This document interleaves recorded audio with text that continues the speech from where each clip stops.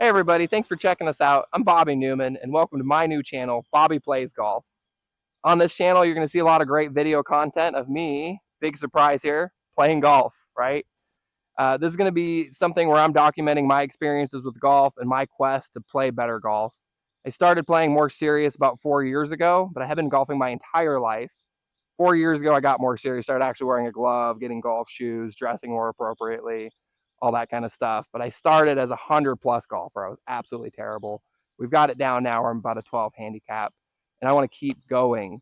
My goal, like anybody, is I want to be Tiger Woods at some point, which, let's be face it, it's not going to happen. But we're going to keep trying. We never stop our pursuit of playing better golf.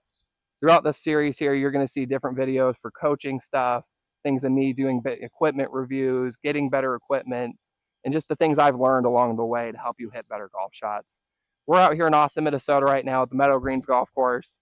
Throughout the next month here, we're going to be shooting all sorts of great videos, so look for more content to come. But today we're going to start off with my favorite part of golf. We're going to do a video on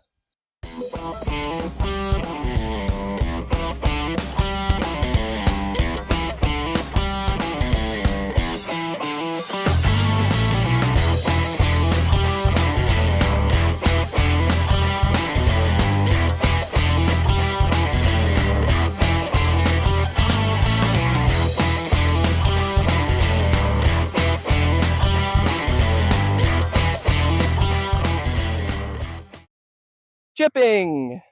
And I absolutely love chipping. Chip shots around the green are my favorite. You can get real creative, real simple.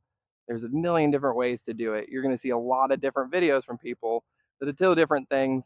I want to share a video on my views of chipping, how you should start if you're not good at chipping around the green, how you can get better, and how you can work your way up to being real creative, for lack of better words.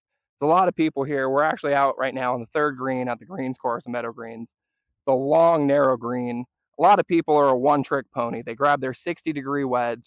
Doesn't care where they are. They're going to try to hit a high, towering flop. And a lot of time they're going to chunk it, thin it, blast it over the green, chase it all around, get frustrated, stab the club in the ground, and eventually break it. I don't think that's the way to go about it. I also have a pitching wedge in my hand.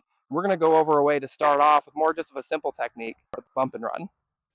All right, so we've left ourselves here in a position right off the bat where a lot of people would still, like I said, take a high lofted club, try to open that face up and really sling that ball up in the air. And let's face it, we've all done it. You hit the center of the ball, it flies over the back of the green. It's probably a 50, 60-yard walk, and you're like, oh, man. And then you thin it back, and you're back here again, and you're just struggling and frustrated. I don't think you should do that if that's what you're having a hard time with. If you don't hit your 60 in your own mind, a 9 or 10 better, don't really use it. To start with, I always recommend for newer golfers or people that maybe just aren't good at chipping, take a 9-iron, a pitching wedge, and just do the bump and run. Today I have a pitching wedge in hand. I'm going to show you my techniques and how I would set up for the bump and run. To start with here, obviously, it's a thing where you don't want to get real wristy with this at all. You want to make sure that you start off with something where you're kind of over the ball. You can keep the club flat or kind of put toe in the ground, whatever you're more comfortable, and kind of get a putting stroke going. Don't flip your wrist a lot, keep your arm straight, and just get a nice little putting stroke. The more you do to try to help the ball, the more likely you are to get that leading edge and just thin it over. I line up the ball personally right on my right foot, and I try to get a little shaft lean in it. Remember, there's already a lot of loft on this club. I don't need it to go high in the air. I just need it to get near the hole, give me a chance to make hopefully a par or a birdie. Right foot, get a little bit of shaft lean. You can be fairly close to the ball. You don't want to be reaching out too far for it. And just get a nice putting stroke on it. This is a touch type of thing. When you start off doing this, they're not all going to be perfect.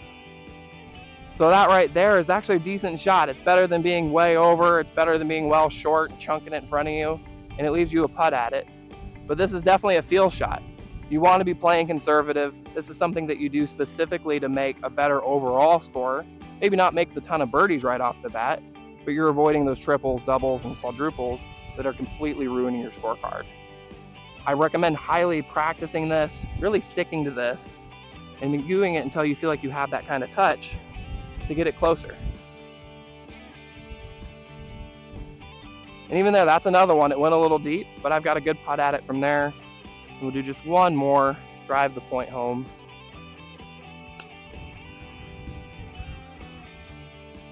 go in. And this is something that is very much a feel shot. You're gonna have to practice this. Go out to your practice green at your local course. I recommend taking 3 or 4 balls out and just setting up in different areas and really practicing that touch. It is very much a touch shot. If you're winding up real big, you're not gonna do good. It's just a short little stab at it. You can do this from anywhere from 70 yards out to 10 yards out, and it'll be a really successful shot, and more likely you're gonna get better contact with the ball and a better result on your scorecard, hopefully resulting in you having more fun playing golf.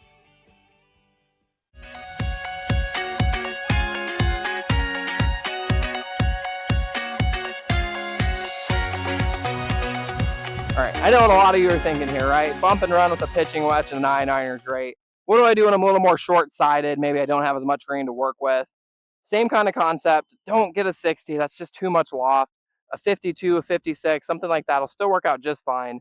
I have a 56-degree wedge in my hand right now, and I'm going to do the same concept. I'm closer to the green.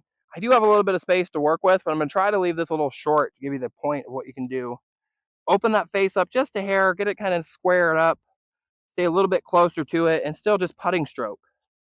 When you do that, you're still going to get good contact on the ball. And like I said, just a nice touch shot. You can just trickle it on. It may not be right next to the hole, but you can get it within 5 to 10 feet, where with the 60, you're going to wind up thinning it over the green, missing the green altogether, chunking it, and having to hit it out of that slope. These are ways to just kind of simplify the game and get the ball on the green so you can make a better score. But one more just for reference here. Get the ball, keep it on your back foot. You can be kind of close to it with the toe down. I'll show you how that works too. Or you can reach out just for it a hair, but just don't bend your wrist. Get a nice putting stroke on it. And just let it feed on the green. That was a consistent shot, that's for sure. And that's going to leave me a chance. If it was a front pin right there, that'd give me a great chance at making a good score. You can do the same thing to get it to the back pin. Just hit it a little harder. Still a touch shot.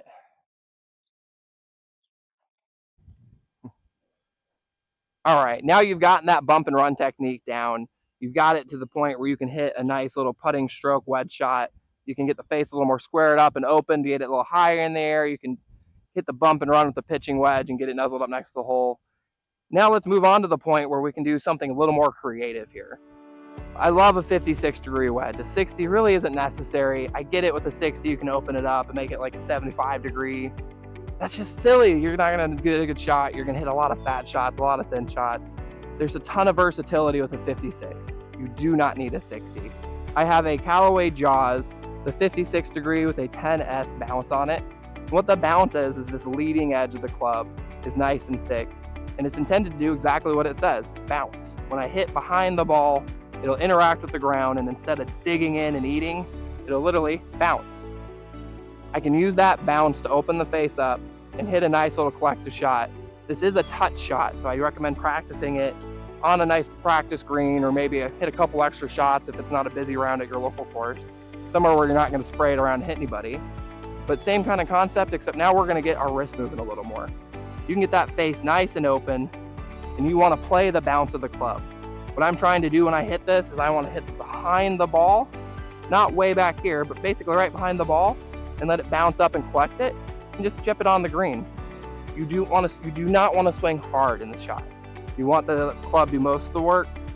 Get a little spacing from the ball. I'm most comfortable when I'm reaching for it just a hair. Open that face up and just chip it on. And like I said, this is very much a touch shot. This is not going to be for everybody, and it may not work for all of us, but I want to give you the opportunity to at least see what I do and what I use to make this work for me. This is not a shot I use to make it check up and stop on a dime. It is kind of like a duff and run. I want it to get out and just roll to the hole. But like, this is a nice short shot. I don't have a lot of green to work with. It's actually a down slope right here, and this is the perfect shot for what I need. That was not the best.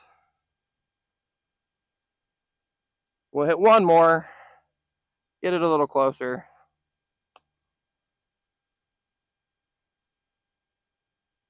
Like I said, you can do all this with a 56-degree wedge. You can get even more creative. We're going to move over to more of a straightforward shot. I'm going to show you how to hit one nice and high with a 56. After that, I know what you're saying. I do want to do a 60 at some point. Who doesn't? If you can hit a high flopper, let it drop on a dime next to the hole, those are a lot of fun. Let's do a little bit of a high shot with the 56, and then I'll show you what to do with the 60. Work through the progression though, where you're going bump and run, you're not flipping your wrist, you can hit good contact on the ball. Work your way up to this. It helps build your confidence. It's going to get you to the point where you're ready to set up like those pros do, get nice and wide, hit a good flop up there. But we can't start there. We got to work our way up step by step. All right, now we're ready to take our 56 out and hit some more high shots. We want to get the ball up in the air and let it trip up nice and short here, nuzzle next to the hole. I've left myself here in a position where I'm on a narrow green trying to hit on a hole. I do have a little room to land it in, but this is one with the greens as fast as they are. If I land it even halfway there, it's going to be hard unless I get it high in the air. I'm going to show you right now how we do that. I mentioned the bounce earlier. This is 10 degrees of bounce. The pros will actually sand this down and make this more of a knife. When you watch them on TV, that's how they slide that club right under it. We're not going to do that. We're not that good. That's not going to happen here. We can do this with 10 degrees of bounce. If you have more, like there's 12 and higher, it can be a little harder. That makes the club sit off the ground a little more if you have the face open. But here with this 10 degree, I have this perfect. I'm going to set up to the ball. I'm going to open that up a little bit, just like here, like it is here. And at this point, I am a little more risky with it. I want to feel like the pros on TV where I'm trying to slide it under the ball, knowing full well it's not gonna. And this is one where I want to get good contact. Contact is going to be key. If I hit this heavy, obviously it's going to leave it short. If I hit it thin, it's going to be long. That's why this is a technical part of the game, and you really have to practice. But I'm going to open this face up. Still a 56 degree in hand. I don't need a 60 here, like I said. And I'm just going to give it a nice little pop. Granted, that ran out a little long. Like I said, this is a tough shot here, but I didn't need a 60 there. That's perfectly fine. I've got an uphill putt. Hit another one. And like what I personally like before I hit this too, I like to feel like I'm cutting straight across the ball. A great side spin, it's going to land and turn to the right. Personally, what I prefer, I heard Wesley Bryan refer to it on their channel, Bryan Bros, as like the banana chip. Banana! I'm going to go, hit it, nip up, come down. Then one more, see if we can get one right by the hole. It's a little big too. Overall though, these are great results. It is a very touchy-feely shot. You've got to practice it. You've got to be able to get the feel for it. Once you can do this consistently, like I've said all along, you don't need a 60-degree wedge. And I know 90 out of 100 of you are going to completely ignore that. You love your 60. You have a friend that hits a nice high flop shot, hits it by the hole. We want to do that, right? Let's move on to that now. Let's get a 60 in hand, and I'll show you how I hit those shots as well. All right, now we're here at the moment where you've done all the other stuff I've said in the video. Please understand these are just the basic understandings of what I use to get these chip shots good. There's a ton more that goes into it, whether your grooves are clean, the quality of your wedge, the type of ball you're using. To highlight that right now, these are Callaway Super Soft golf balls. They are not going to spin up. I will not be able to hit nice nippy shots. If I need to do that, I'll make another video later, or use something more like a Pro V1, TP5, maybe a Callaway Chrome Soft. You have to use a premium ball to get it to nip and stop. But I want to showcase in this video is you don't have to spend $50 a dozen for a golf ball to play good. I use a Callaway Super Soft. I'm at about a 10 to 12 handicap, and I can hit really creative shots with a wedge. This is easily the strongest part of my game. I've said it a million times in this video. You do not need a 60, and I want to highlight that again. This is not necessary.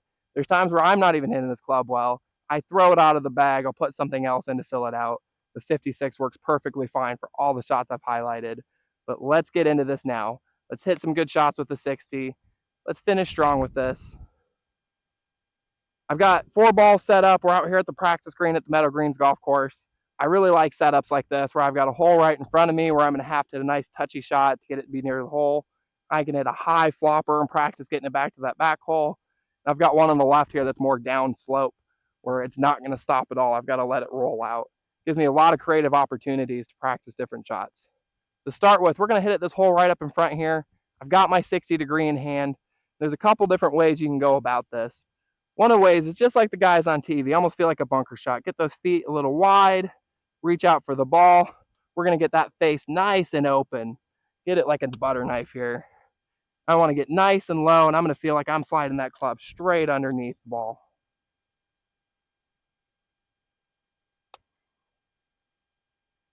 That nipped up nice, actually. Definitely a touch shot. That nipped up great.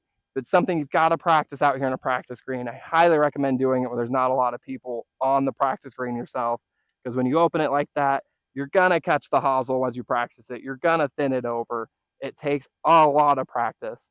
We actually used to live on a course in Phoenix, the Bel Air golf course. I had a luxury of being able to go out to the first green and practice pretty much every day. And I practice and practice and practice until I was able to do this. It takes repetition. It's not easy to do if you don't do the practice.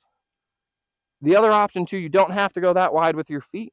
You can put your feet together, still open that club face up nice and good, and just feel like your arms are the pendulum, swinging right underneath the golf ball. Spacing is important here. Everyone's their own. You can get close to the ball. I don't really recommend reaching too far, but you can reach for the ball. Try to keep it maybe slightly right foot center stance, and then just let the arms fall. That was awesome. And that's pretty much the way to do the short shots. Now I know what you're thinking too. I want to hit a high towering shot. I want it to hang in there for what feels like forever, right? So we've got the farther back hole. We've got a couple more balls. Let's line this up. Same thing. You can do the wide stance. Get that face nice and wide open. Feel like you're going to have to struggle just to get contact with the club face and get a little more power in it. And look at that. Like I said, these are not premium balls. A Pro V1 stop and drop a little simpler. These are going to get run out. It is a little downslope there. This hole over here, this is going down a pretty big downslope there. So I want to try to hit it high, and I want to land it well short of the hole so it's got an opportunity to trickle out. Keep those feet together, get the arm swinging like a pendulum, and just kind of feel like you're getting the club sliding under the ball nice and easy.